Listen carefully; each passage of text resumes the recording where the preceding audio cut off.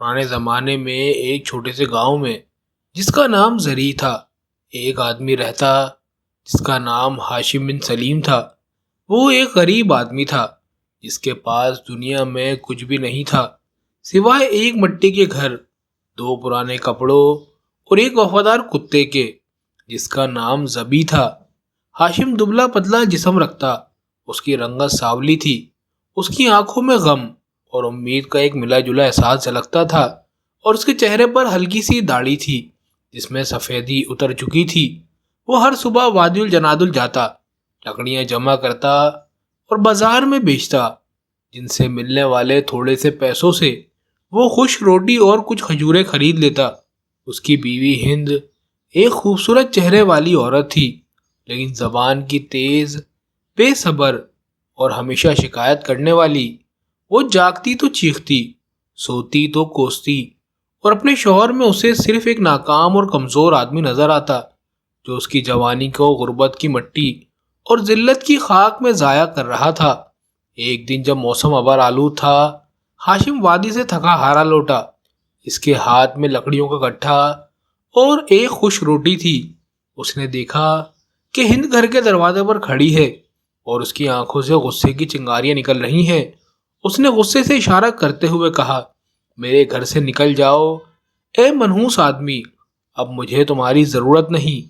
ہاشم حیران رہ گیا اور بھرا ہوا سا آواز میں بولا، کیا تم پاگل ہو گئی ہو اے ہند؟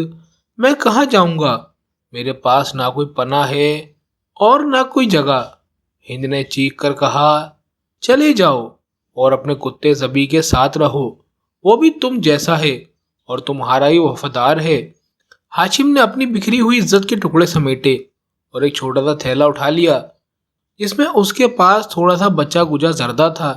وہ گرد آلود راستے پر چل پڑا اور اس کا کتا زبی اس کے پیچھے پیچھے اپنی دم ہلاتا ہوا یوں چل رہا تھا جیسے اپنے مالک کو دلاسا دے رہا ہو۔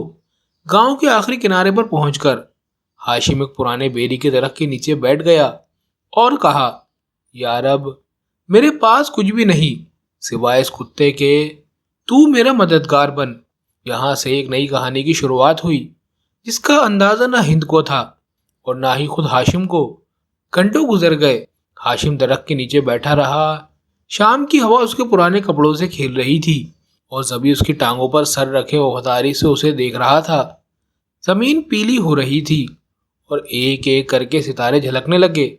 ہاشم نے آسمان کی طرف دیکھ کر کہا، یا رب، اگر دنیا نے مجھے نکال دیا تو میرا مخالف نہ ہو۔ پھر وہ اٹھا اور اپنے کتے کے ساتھ گاؤں کے کنارے کی طرف چلنے لگا جہاں نہ کوئی گھر تھا اور نہ کوئی انسان۔ چلتے چلتے وہ ایک بوسیدہ جھونپڑی تک پہنچا جس کی دیواریں وقت نے کھالی تھیں اور چھتیں یوں لٹک رہی تھی جیسے وہ اپنے رہنے والوں پر رو رہی ہوں۔ ہاشم اندر چلا گیا اور کوئی درختوں کی ٹہنیاں توڑ کر آگ جلائی تاکہ اپنی ہڈیوں کو گرما سکے۔ اس نے زمین کو بستر بنایا اور اپنے کتے کو ہمسفر۔ پھر کہا، اے زبی، اگر تم میرے ساتھ ہو تو غربت مجھے کیا نقصان پہنچا سکتی ہے؟ تم 1000 آدمیوں سے زیادہ سچے ہو۔ رات کے وقت جب وہ جھونپڑی کے پتھروں کو ہٹا کر سونے کی جگہ بنا رہا تھا تو اس کا ہاتھ کسی سخت چیز سے ٹکرایا جو کونے کی مٹی کے نیچے دبی ہوئی تھی۔ اس نے وہاں کھودنا شروع کیا اور اس کے ساتھ زبی بھی اس جگہ کو کھودنے لگا۔ آخر کار ایک پرانا لکڑی کا صندوق ظاہر ہوا جس پر کوئی عجیب و غریب نقش و نگار بنے ہوئے تھے جنہیں وہ سمجھ نہیں سکا۔ صندوق پر ایک زنگ آلود تالا لگا ہوا تھا۔ ہاشم نے ایک پتھر سے وہ توڑ دیا اور پھر اچانک اس کی آنکھیں خیرہ ہو گئیں کیونکہ اندر چھوٹے چھوٹے تھیلے بھرے ہوئے تھے اور وہ تھیلے دینار اور درہم سے بھرے ہوئے تھے اور سونے کے زیورات اور ہار جو کہ سرداروں کی بیٹیوں کو دیا جاتا تھا۔ وہ اپنی جگہ جم گیا اور کہنے لگا، کیا یہ خواب ہے؟ اللہ نے شاید میری دعا قبول کر لی ہے۔ وہ گھٹنوں کے بل بیٹھ گیا اور زمین کو چوما۔ پھر کہا، کوئی نہیں جانتا کہ اللہ کتنے رزق و نفرت کے سوراخوں اور نا امیدی کے کونوں میں چھپا دیتا ہے۔ اس لمحے اس کے دن بدل گئے اور ہاشم کی نئی کہانی کی شروعات ہوئی۔ ایک آدمی جس کے پاس کچھ بھی نہیں تھا اب ایسا خزانہ رکھتا تھا جو اسے ساری دنیا کی نعمتوں سے بے نیاز کر دیتا ہے۔ اگلی صبح ہاشم بیدار ہوا اور اس کا دل ایسے دھڑک رہا تھا جیسے اس نے خزانے کا خواب دیکھا ہو اور اب وہ حقیقت بن گیا ہو۔ اس سے پہلے کہ وہ سوچتا کہ کیا کرے، اس نے اپنے کتے زبی کی طرف دیکھا اور کہا، اے میرے ساتھی، اگر تم نہ ہوتے تو میں یہاں نہ ہوتا، اور آج میں ایک نئی زندگی شروع کر رہا ہوں جسے میرے رب کے سوا کوئی نہیں جانتا۔ اس کے بعد تم۔ ہاشم نے فیصلہ کیا کہ وہ خزانے کا راز چھپائے رکھے گا، لہذا اس نے دوبارہ اسے زمین میں دفن کیا اور تھوڑے سے درہم لیے اور انہیں لے کر گاؤں کے بازار کی طرف چلا گیا۔ یہ ایک چھوٹا سا بازار تھا لیکن لوگوں اور آوازوں سے بھرا ہوا، جہاں بیچنے اور خریدنے والوں کا رش تھا۔ ہاشم نے اپنے پرانے کپڑے سے منہ چھپا لیا اور ایک اونٹ، نیا تہبند، پانی کا مشکیزہ اور کچھ نقل و ذخیرہ کرنے کے لیے اوزار خریدے۔ پھر وہ جھونپڑی واپس آیا، غریبوں کی چال کے ساتھ، تاکہ کوئی اس پر شک نہ کرے۔ اگلی راتوں میں اس نے تھوڑا تھوڑا کر کے خزانے سے سونا نکالنا شروع کیا اور اس سے سامان خریدتا اور بیچتا، یہاں تک کہ وہ بازار کے کونے میں ایک چھوٹی سی دکان کا مالک بن گیا۔ وہ وہاں کھجوریں، تیل اور کپڑے بیچتا اور لوگ اس کے اخلاق اور سچائی کی وجہ سے اس کی طرف کھینچے چلے آتے۔ ہاشم کبھی کسی چیز کو تول کے بغیر نہ بیچتا اور نہ ہی ایک پیسہ ناحق لیتا۔ یوں اس کی شہرت گاؤں میں پھیل گئی، یہاں تک کہ لوگ اسے ایماندار تاجر کہنے لگے، جو جھونپڑی سے آیا تھا اور جس کے چہرے پر نور تھا۔ حالانکہ وہ اب بھی اسی پرانی جھونپڑی میں رہتا، اس نے فیصلہ کیا کہ وہ بھوکوں کو کھانا کھلائے گا اور پیاسوں کو پانی پلائے گا اور اللہ کی نعمت کو لوگوں کی آنکھوں سے چھپائے گا۔ وہ جب بھی رات کو واپس آتا تو جھونپڑے کے کونے میں بیٹھ جاتا اور ہاتھ بڑھا کر زبی کے سر پر ہاتھ پھیرتا اور کہتا، اے میرے دوست، وہ نہیں جانتے کہ گاؤں کا سب سے امیر آدمی ایک جھونپڑی میں رہتا ہے اور کتے کے ساتھ کھاتا ہے۔ یوں ہاشم کی زندگی خاموشی سے بدل گئی اور اس نے دل میں ایک عہد کیا کہ وہ کبھی نہیں بھولے کہ وہ کون تھا اور کیسے شروع کیا، اور وہ سونے کو کبھی اپنے دل پر حکومت نہیں کرنے دے گا۔ دن اور ہفتے گزر گئے، ہاشم ایسے راستے پر چل رہا تھا جو اسے عزت اور مقام دیتا تھا۔ وہ صبح و شام اپنے دل میں شکر سے بھرپور رہتا اور اس کا کتا زبی ہر قدم پر اس کا ساتھ دیتا۔ بازار میں لوگوں نے اس پر نعمت کے آثار دیکھنا شروع کر دیے۔ کچھ لوگ اس سے متاثر ہوئے اور کچھ اس سے حسد کرنے لگے۔ انہی میں ہند بھی تھی، جو دور سے اسے دیکھ رہی تھی اور اس کی آنکھیں پچھتاوے اور حیرت سے جل رہی تھیں۔ اس نے ہاشم کو نکالے جانے کے بعد ایک اور آدمی سے شادی کر لی تھی، مگر ہند کے لیے وہ ایک بدخلق اور سخت دل تھا۔ اسے ذلیل کرتا اور اسے مارتا اور وہ دونوں تنگی اور ذلت میں رہتے، یہاں تک کہ اس نے اسے طلاق دے دی اور چھوڑ دیا کہ وہ اپنے اہل کی طرف واپس چلے جائے۔ پھر وہ بازار آنے جانے لگی، خریداری کا دکھاوا کرتی اور خاموشی سے ہاشم کو دیکھتی، اس کی حرکات کا مشاہدہ کرتی اور کچھ عورتوں سے پوچھتی، کیا یہ ہاشم بن سلیم ہے، وہی جو لکڑیاں جمع کیا کرتا تھا؟ تو وہ کہتی، ہاں یہی ہے، یہ ایماندار تاجر بن گیا ہے۔ عورتیں کہتی تھیں کہ وہ بڑا مالدار ہے اور اپنے مال کو چھپاتا ہے۔ ایک رات جب ہاشم اپنی جھونپڑی میں بیٹھا نماز پڑھ رہا تھا، پھر نماز کے بعد پرانی صحیفہ پڑھ رہا تھا، تو جھونپڑی کے دروازے پر ہلکی سی دستک سنی۔ وہ آہستگی سے اٹھا اور دروازہ کھولا تو سامنے ہند کھڑی تھی، جس کا چہرہ زمانے نے بدل ڈالا تھا اور اس کی آنکھوں میں آنسو برس رہے تھے۔ اس نے لرزتی ہوئی آواز میں کہا، سلام ہو تم پر اے ہاشم۔ تو اس نے دیر تک اسے دیکھا اور اس کی آنکھوں میں عجیب سا ملا جلا جذبہ تھا، رحم اور احتیاط کے بیچ، اور ایک پرانے زخم کی یاد بھی۔ اس نے سکون سے کہا، وعلیکم السلام، تمہیں اس رات یہاں کیا لایا ہے؟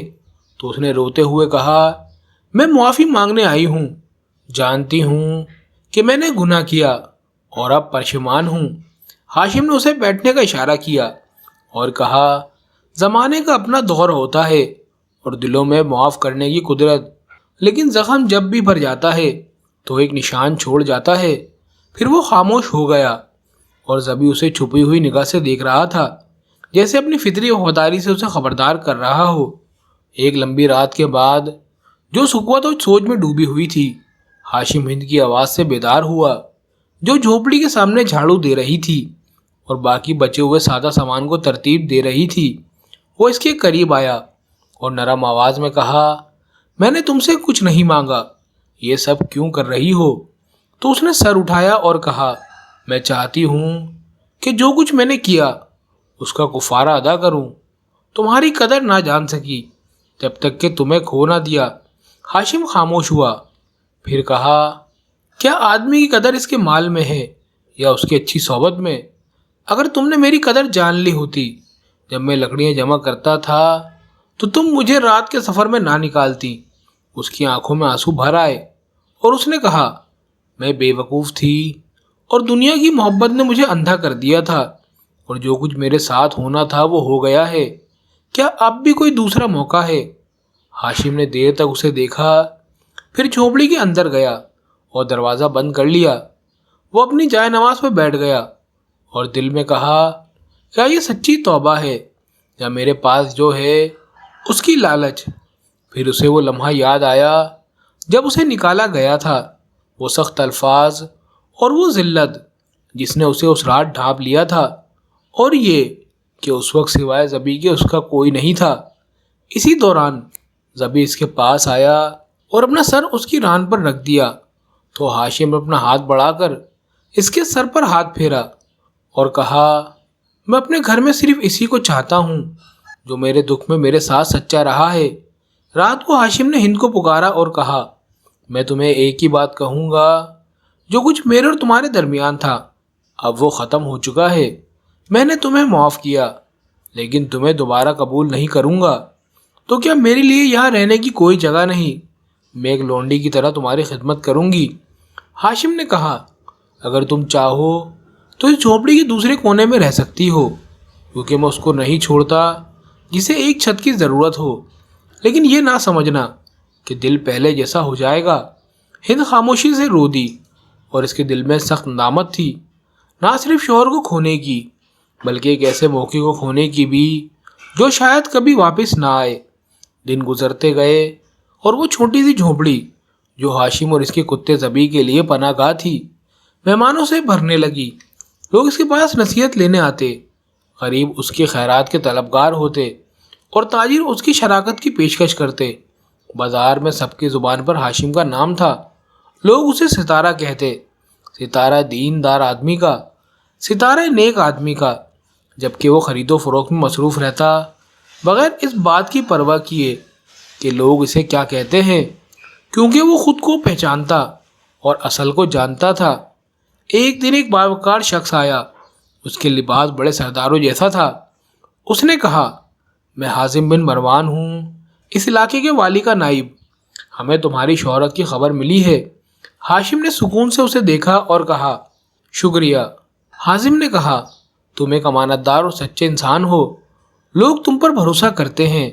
ہمیں ایک ایسے شخص کی ضرورت ہے جو گاؤں کی نمائندگی حکمرانوں کی مجلس میں کرے۔ ہاشم اس کی بات پر رک گیا۔ اس نے کبھی حکومت یا منصب نہیں چاہا تھا، اس کی ایک ہی خواہش تھی کہ بھوکوں کو کھانا کھلائے اور خود کو اللہ کے حرام سے بچائے۔ اس نے کہا، اور اس مجلس میں مجھ سے کیا مانگا جائے گا؟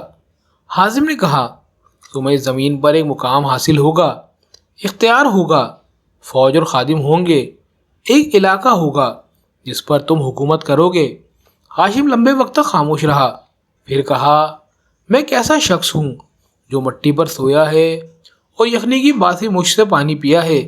میں کیسے حاکم بن سکتا ہوں اور لوگوں پر حکومت کر سکتا ہوں؟ میں تو صرف ویسا ہی رہنا چاہتا ہوں جیسا ہوں۔ وہ شخص حیرت سے بولا، کیا تم اقتدار کو ٹھکرا رہے ہو جبکہ وہ تمہیں خود بلاتا ہے؟ ہاشم نے کہا، میں اسے ٹھکراتا ہوں جب تک اپنی جان پر امان نہ پاؤں، کیونکہ اگر کبھی غفلت ہو گئی تو میرا ظلم میرے فقر سے بڑھ جائے گا۔ ہاشم وہاں سے چلا گیا اور پیچھے ایک ایسا شخص چھوڑ گیا جس کے کپڑے عام تھے مگر لوگوں کی آنکھوں میں وہ ہر ممبر کے حاکم سے بڑا تھا۔ پھر ہاشم اپنی جھونپڑی میں لوٹا اور زبی کو صحن میں بھونکتے پایا جیسے وہ اسے کسی ایسے راستے سے خبردار کر رہا ہو جو دل کے راستے جیسا نہ ہو۔ ہاشم بیٹھا اور اپنے کتے سے کہا، قسم ہے خدا کی یہ میرے ساتھی، میں نے تجھ سے زیادہ عزت والا نہیں دیکھا اور نہ ہی تیرے دل سے زیادہ حکمت والا۔ کتنے ہیں جو تاج پہناتے ہیں مگر ان کے دل میں کتا چھپا ہوتا ہے، اور کتنے کتے ہیں جن کی وفا ایسی ہے کہ کوئی آ کر اس کا مقابلہ نہیں کر سکتا۔ بازار میں ہاشم کی بڑھتی ہوئی دولت اور شہرت نے گاؤں کے ہر کونے کو بھر دیا تھا۔ زبانیں باتیں کرنے لگی، آنکھیں ٹٹولنے لگی اور دلوں میں سوال اٹھنے لگے، یہ کیسے ممکن ہے کہ ایک شخص جسے اس کی بیوی نے نکال دیا تھا اور جو کتے کے ساتھ ٹوٹی جھونپڑی میں سوتا تھا، آج گاؤں کے امیر ترین لوگوں میں سے ہو گیا ہے۔ بازار میں ایک آدمی تھا جس کا نام جدا تھا۔ اس کا چہرہ بہت موٹا اور بھاری تھا۔ وہ بہت زیادہ باتیں کرنے والا ایک آدمی تھا جس کی دکان دال اور مسالوں کی تھی۔ وہ ہاشم سے شدید حسد کرنے لگا اور اپنے ساتھیوں سے کہا، یقیناً اس آدمی کے ہاتھ میں روزی ہونا ایک عجیب بات ہے، میں نے خود اسے اپنی آنکھوں سے دیکھا ہے۔ ایک رات جب وہ گاؤں کے مغربی کنارے پر ایک پرانی دیوار کے پاس کھدائی کر رہا تھا، بھویں اٹھ گئیں اور شک و شبے سے آلود ہوائیں چلنے لگیں۔ پھر اس آدمی نے یہ افواہ پھیلا دی کہ اسے خزانہ ملا ہے، زمین کے نیچے دفن خزانہ، اسی لیے وہ اچانک امیر ہو گیا ہے۔ اور چند دن میں نہ گزرے تھے کہ یہ بات ایک آدمی تک پہنچ گئی جس کا نام نصیب تھا۔ وہ ایک مکار اور چالاک شخص تھا جو پہلے چور کے طور پر مشہور رہا اور پھر گاؤں میں آ کر ظاہر میں تاجر بن گیا، مگر اندر ہی اندر چور ہی رہا۔ نصیب نے اپنے دل میں کہا، خزانہ یہ تو چھوڑا نہیں جا سکتا، اگر میں نے دیر کی تو یہ میرے ہاتھ سے نکل جائے گا، یہ میرا ہی ہوگا، چاہے مجھے اپنی جان کیوں نہ دینی پڑے۔ نصیب ہاشم کی جھونپڑی کے ارد گرد دبے پاؤں گھس آیا اور چھپ کر دیکھنے لگا۔ اس نے ہاشم کو دیکھا کہ وہ زبی کے ساتھ چمڑے کی بچھونے پر بیٹھا ہے اور اس کے ساتھ گوشت کے ٹکڑے بانٹ رہا ہے اور اس سے ایسے باتیں کر رہا ہے جیسے کسی پرانے دوست سے بات کی جاتی ہو۔ نصیب نے اپنے دل میں کہا، ایسا آدمی عقل سے دولت نہیں بنا سکتا، یہ ضرور کسی خوش قسمتی کا وار ہے۔ بس اس نے قسم کھائی کہ وہ خزانے کا پتہ ضرور لگائے گا، چاہے اپنے ناخنوں سے ہی زمین کیوں نہ کھودنی پڑے۔ اور یہاں سے شروع ہوا ایک گندا کھیل۔ اگلے دن نصیب نے اپنے غلاموں کو تجارت کے بہانے ہاشم کے قریب بھیج دیا تاکہ وہ اس کے ساتھ تعلق بنائیں اور اس کی مالداری کا راز اگلوا سکیں۔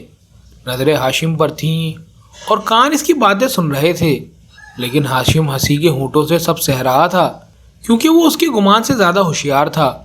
بڑھتی ہوئی بدگمانیوں کے ساتھ میں نصیب نے نرمی اور دوستی کا ڈھونگ رچایا اور ایک شخص جس کا نام قاسم تھا اسے ہاشم کے پاس بھیجا۔ اس نے دعویٰ کیا کہ وہ ایک سرمایہ کار ہے اور نئی منڈی بنانے کے لیے زمین خریدنا چاہتا ہے۔ اس نے ہاشم کو سرمایہ میں شریک ہونے کی دعوت دی۔ قاسم نے کہا، بازار میں تمہاری شہرت سونے جیسی ہے۔ قاسم نے ہاشم کے ساتھ جھونپڑی کے قریب ایک کھجور کے درخت کے سائے تلے بیٹھ گیا اور کہا، اے ہاشم، ہم نے تمہاری کامیابی اور مردانگی کے بارے میں سنا ہے اور ہم تمہیں اس منصوبے میں ہمارے ساتھ رہنے لائق سمجھتے ہیں۔ یہ کنویں کے قریب کی زمین ہے جہاں ہم تاجروں اور گاؤں والوں کے لیے ایک بازار بنائیں گے۔ ہاشم نے احتیاط سے اپنی بھویں اٹھائیں اور کہا، اور تمہارا اصل شریک کون ہے اور میری ضمانت کیا ہے کہ یہ کوئی مکاری نہیں؟ قاسم نے ادھر ادھر دیکھا اور کہا، میں تمہیں عہد دیتا ہوں کہ میں سچا ہوں اور تم برابر کے شریک ہوگے۔ ہم یہ سب لوگوں کے سامنے لکھیں گے۔ لیکن ہاشم اس کی سوچ سے زیادہ ہوشیار تھا کیونکہ اس نے بھوک اور بے دخلی کی رات میں یہ سیکھ لیا تھا کہ بھروسہ اپنے وجدان پر کرنا ہے، نہ کہ رنگین لفظوں پر۔ اس نے کہا، تم میرے پاس سائے میں آئے ہو، آؤ ہم روشنی میں بیٹھیں اور جو بات کریں وہ مسجد میں لوگوں کے درمیان اور گواہوں کے ساتھ لکھیں۔ قاسم گھبرا گیا اور کہا، کیا تم مجھ پر بھروسہ نہیں کرتے؟ ہاشم نے کہا، میں اللہ پر بھروسہ کرتا ہوں، تم پر نہیں، تم اور اندھیرا میرے نزدیک برابر ہو۔ پھر وہ کھڑا ہوا اور زبی کو تالی بجا کر بلایا۔ کتا دوڑتا ہوا آیا اور اس کے پاس بیٹھ گیا جیسے ہمیشہ کرتا تھا، اور اس نے قاسم کی طرف ایسی نظر سے دیکھا جیسے اسے کسی انکہی بات سے خبردار کر رہا ہو۔ پھر ہاشم نے اضافہ کیا اور کہا، اے آدمی، جان لے کہ وہ خزانہ جسے تو سمجھتا ہے کہ میں نے پا لیا ہے وہ زمین میں نہیں بلکہ صبر، ذکر اور محنت میں ہے۔ یہ سن کر قاسم کا چہرہ بدل گیا اور اپنے راز کو کھلتا دیکھ کر فوراً نصیب کے پاس لوٹا اور اسے ساری بات سنائی۔ نصیب نے کہا، اگر خزانہ اپنی مرضی سے نہیں آتا تو ہم اسے زبردستی لے لیں گے، اور اس رات نصیب نے اپنے 3 بدکار ساتھیوں کو اکٹھا کیا اور وہ جھونپڑی کی طرف دبے پاؤں چل پڑے۔ اندھیرا روشنی کو نکل رہا تھا، رات گھپ تھی اور سکوت نے گاؤں کے کناروں کو ڈھانپ رکھا تھا۔ جھونپڑی خاموشی میں ڈوبی ہوئی تھی، گویا کسی پرانے راز پر سو رہی ہو۔ نصیب اور اس کے تینوں ساتھی آہستہ آہستہ قدم رکھتے ہوئے آگے بڑھے، ہر ایک کے ہاتھ میں یا تو موٹی لاٹھی تھی یا ایک زنگ آلود خنجر۔ نصیب نے کھڑکی کی طرف اشارہ کرتے ہوئے کہا، ہم یہاں سے اندر جائیں گے، تم مرزوق اس کا منہ بند کرنا اور تم سالم دروازہ بند کر دینا تاکہ وہ بھاگ نہ سکے۔ جیسے ہی وہ کھڑکی تک پہنچے تو زمین نے زوردار بھونک ماری جس نے رات کی خاموشی کو چیر دیا۔ وہ تیر کی مانند مرزوق پر جھپکا اور اپنے دانت اس کے بازو میں گاڑ دیے۔ مرزوق چیخ اٹھا اور اس کا خنجر ہاتھ سے گر گیا۔ چیخ سن کر ہاشم جاگ اٹھا، اس نے پاس رکھی ہوئی لاٹھی پکڑی اور جھونپڑی سے باہر آیا۔ اندھیرے میں اس نے نصیب کو بھاگتے ہوئے دیکھا۔ ہاشم چلایا، اے کمینے، کیا تو سوتے میں خزانہ چاہتا ہے؟ یہ تو یہاں ہے، محنت، صبر اور عزت میں۔ اور سبھی ان کا پیچھا کرنے لگا۔ اس کے بھونکنے کی آواز گاؤں میں گونجنے لگی، یہاں تک کہ پڑوسی بھی نکل آئے اور اس ساری واردات کے گواہ بن گئے۔ صبح کے گاؤں کے سربراہ اور قاضی آئے اور تفتیش کی۔ مرزوق نے سب کچھ اقرار کر لیا۔ جب اسے زخم کے علاج کے لیے حکیم کے پاس لے جایا گیا، ایک بزرگ نے کہا، ہم نے اپنی زندگی میں ایسا کتا نہیں دیکھا جو اپنے مالک کی ایسی حفاظت کرے جیسے زبی نے کی۔ وہ تیرے ذمے تھا اور تو اس کے ذمے۔ دوسرے نے کہا، اے ہاشم، تو نے اپنے ہاتھوں سے اپنا خزانہ بنایا ہے، اب تیری کہانی لوگوں کی زبانوں پر ہے اور وہ اسے اپنے بچوں کو سنائیں گے۔ پھر گاؤں کے بزرگ نے بلند آواز میں کہا، نصیب کو گاؤں سے نکال دیا جائے اور وہ زمین جسے وہ ہتھیانا چاہتا تھا ہاشم کو دے دی جائے، اور یہ فیصلہ گاؤں کی مجلس کے رجسٹر میں درج کر دیا گیا۔ یوں ایک دن میں ہی ہاشم کو نئی زمین ملی، گاؤں کے لوگوں کا اعتماد حاصل ہوا اور ان کے دلوں میں جگہ بنا لی، اور زبی اب ایک کتے سے بڑھ کر وفادار اور ہوشیاری کی علامت بن گیا۔ پچھلے رات کے اس واقعے کو گزرے چند ہی دن ہوئے تھے، ہاشم کا نام گاؤں کے ہر زبان پر چھا گیا۔ مرد اس کے پاس اپنے معاملات میں مشورہ لینے آتے، عورتیں اس کے صبر کی مثالیں دیتی اور بچے زبی کی گرد جمع ہو کر اس کے ساتھ کھیلتے۔ ہاشم اس زمین کے کنارے پر جو اسے تحفے میں ملی تھی روئی اور رون کا چھوٹا سا بازار لگانے لگا، اور ہر دن اس کی روزی میں کشادگی بڑھتی جاتی اور اس کا نام بلند ہوتا جاتا۔ ایک گرم صبح اس کے پاس ہند آئی جو اس کی سابقہ بیوی تھی۔ اس کے قدم ہچکچاہٹ سے بڑھ رہے تھے اور اس کی آنکھیں اندر گری ہوئی آنسو چھپائے ہوئے تھیں۔ اس نے دھیمی آواز میں کہا، اے ہاشم، میں جانتی ہوں کہ میں نے تیرے ساتھ ظلم کیا اور ایک دن تجھے یوں گھر سے نکالا جیسے کوئی غلام نکالا جاتا ہے۔ خدا کی قسم، میں نہیں جانتی تھی کہ میں اپنے گھر سے روشنی کو نکال رہی ہوں۔ ہاشم خاموش رہا، نظریں جھکائیں، پھر اٹھا کر کہا، اے ہند، کتنی زیادہ غربت لوگوں کے دلوں کو توڑ دیتی ہے اور کتنی تیزی سے لالچ انہیں بدل دیتی ہے، لیکن ہم سیکھتے ہیں، معاف کرتے ہیں اور آگے بڑھ جاتے ہیں۔ اور اس کے کچھ کہنے سے پہلے ہی اس نے کہا، اگر تم مال کی لالچ میں واپس آئی ہے تو پلٹ جا، اور اگر تو اس مرد کے لیے آئی ہے جس سے تو نے محبت کی اور اس کی قدر جانی تو خوش آمدید ہے۔ ہند نے سر جھکا لیا اور آنکھوں میں آنسو بھر کر کہا، خدا کی قسم، میں صرف اس ہاشم کے لیے آئی ہوں جس کی قدر کو میں نہیں جانتی تھی اور جس نے مجھے سکھایا کہ مردوں کو ان کے کپڑوں سے نہیں بلکہ ان کے دلوں سے پرکھا جاتا ہے۔ تب ہاشم نے اس کا ہاتھ تھام لیا اور کہا، آؤ ایک نئے صفحہ شروع کریں۔ تو میری بیوی ہے اور یہ ہمارا گھر ہے، مگر یہ ایک محل بن جائے گا جب تک اس میں 2 سچے دل موجود ہیں۔ زبی نے آواز کی اور ان کے گرد اچھلنے لگا جیسے وہ اس ملاقات کو برکت دے رہا ہو۔ شام کو ہاشم نے گاؤں کے لوگوں کو جمع کیا اور ایک صلح کی دعوت دی اور کہا، میری زندگی کا سفر طویل ہے، میں غریب اور نکالا ہوا تھا اور صرف ایک کتے کے ساتھ رہتا تھا، مگر آج میں سب سے امیر آدمی ہوں، نہ اس لیے کہ میرے پاس دولت ہے بلکہ اس لیے کہ میرے پاس وہ لوگ ہیں جو مجھ سے محبت کرتے ہیں۔ اور ان الفاظ کے ساتھ کہانی ختم ہوئی۔